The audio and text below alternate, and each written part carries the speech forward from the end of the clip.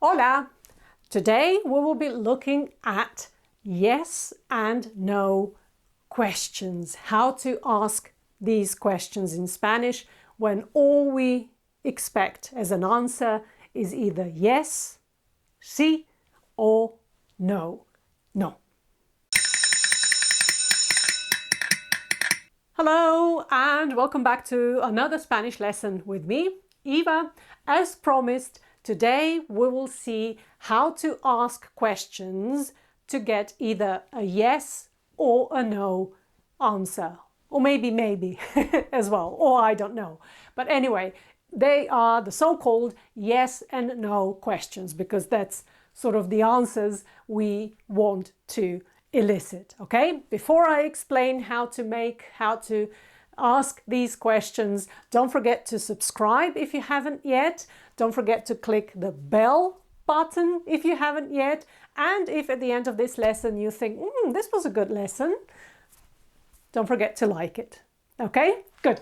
Okay, so asking these questions in Spanish is very, very easy because all we do is put a question mark at the end and the beginning of a normal affirmative sentence. Okay, so I'll just give you an example. I don't know. Your name is, sorry, I'm saying, speaking English and writing Spanish. Your name is Ana. In Spanish would be tu nombre es Ana. This is just a normal statement, okay? This is not a question yet, not in English, not in Spanish. Tu nombre es Ana. Your name is Ana, okay? A statement, or in other words, an affirmative sentence. How do we change it into a question where Ana, assuming that her name is Ana, will say yes? How do we change it into a question?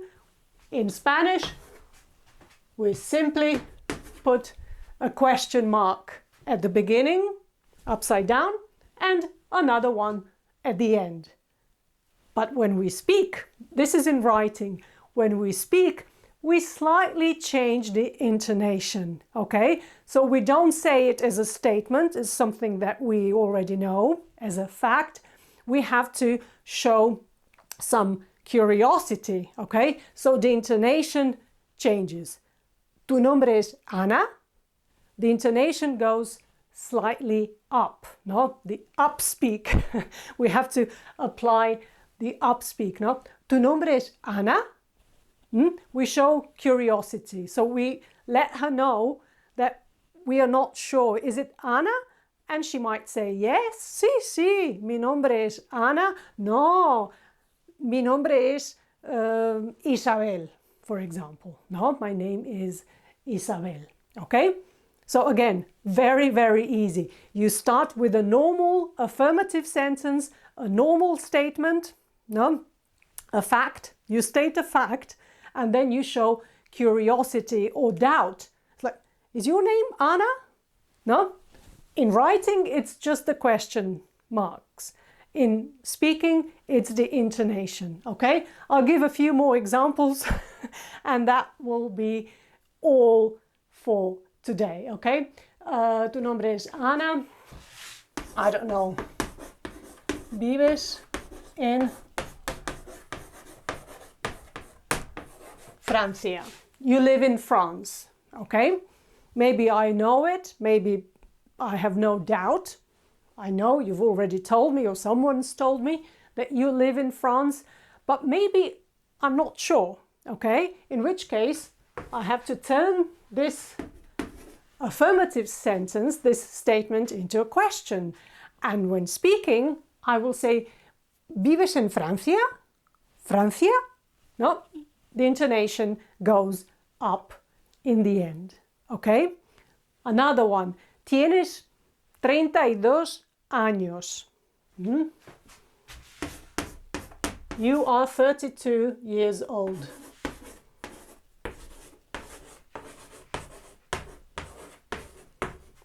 Okay, in Spanish, when we talk about age, we use the verb to have. You have 32 years. Okay, not you are 32. You have 32 years. Okay, you always have to say años. Okay, you can't just stop and say tienes 32, like you could in English. You are 32. You are 32, or I'm 57. I'm not. I'm 57. We know we are talking about age, okay? But in Spanish, you have to say años, okay? Because tienes 32 could be 32 of something else, not years, okay? So tienes 32 años, you are 32, okay? Maybe we can't believe, maybe this person is, I don't know, 32, but they look like they're 25, no? And we are incredulous. We're like, what? ¿Tienes 32 años? No? Again, in writing, that's all you have to do. In speaking, you have to show curiosity or surprise and say, ¿Tienes 32 años? The intonation goes up, okay? A short lesson, very easy.